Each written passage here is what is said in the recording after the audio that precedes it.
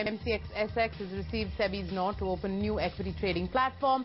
But of course, has MCX been able to address all concerns that were raised by SEBI? And how will MCX SX's entry really change the rules of the game? Sandeep Parikh, founder of FinSec Law Advisors, is joining us live on the show to really answer all those questions for us.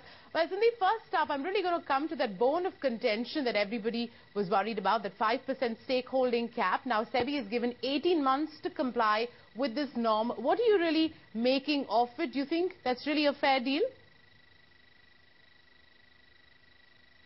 I'm one of the people who consistently argued that the 5% cap is unprecedented anywhere in the world. So I'm one of the people who think that the cap itself is wrong, and not a single country in the world has it. But given that SEBI board has in its wisdom decided on it, I think they've given 18 months time to the group entities to bring down the stake as defined by them, and therefore I think, from what I understand, they need to bring their shareholding down to 5% levels within 18 months. And from what I also understand, the voting rights will remain capped even in those 18 months.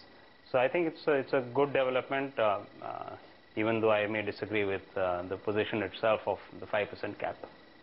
Right, like you were saying, the voting rights will remain capped even for those 18 months. As far as warrants are concerned, they've given them 3 years to fix that particular piece as well.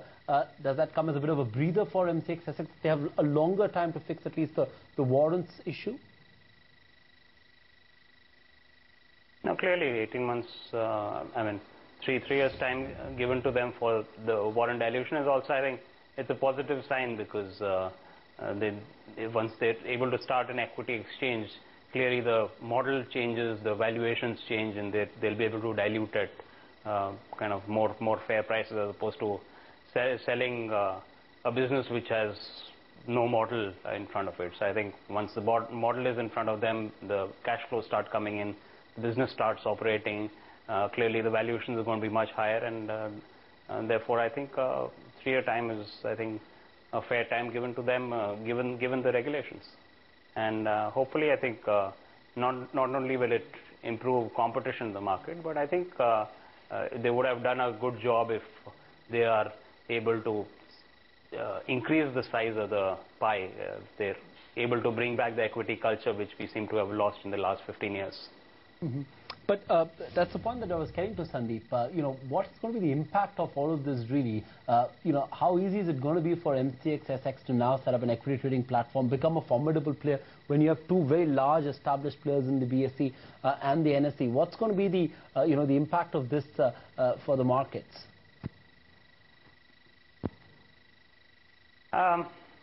We currently don't really have a duopoly. I mean, if you look at both the derivatives trades and the equity trades, if you look at last SEBI annual report, BSE actually has a 3% market share. NSE is kind of the gorilla in the room.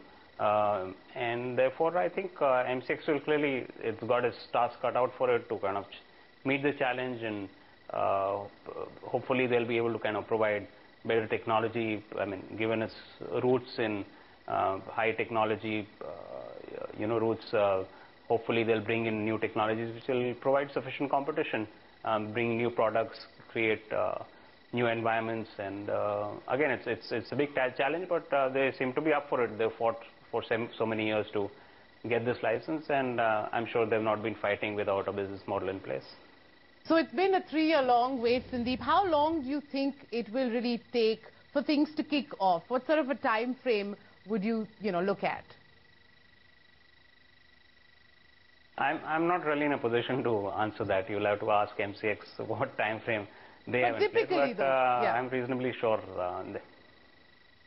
No, but again, they've been waiting for this license for a long time. So my assumption would be that they've got the technology in place, and they really need to kind of increase their footprint across India for the model to kind of kick off. But obviously, I can't kind of guess what operational readiness they have in terms of becoming a viable competitor to the two existing exchanges in the equity space. And the one final word, there was also one concern that SEBI has been having for a while now, which is of promoters acting in concert persons acting in concert. That was one of the reasons why they didn't give the permission in the first place. With what you're seeing right now, the clarifications that have been put in place, the riders that have been put in place, are those concerns being taken care of? Yes, from what I understand, again, I've only seen kind of a short press release, is that together they will be holding 5% over this 18-month and three-year period. So those issues certainly get addressed. But as I said in my opening statement, I think SEBI needs to do away with the 5% cap. In fact, there should be no cap on exchanges, and I think that's the only way we'll have even more competition, and we'll have a market which has mergers and acquisitions which transcend the Indian borders and truly competitive exchange space.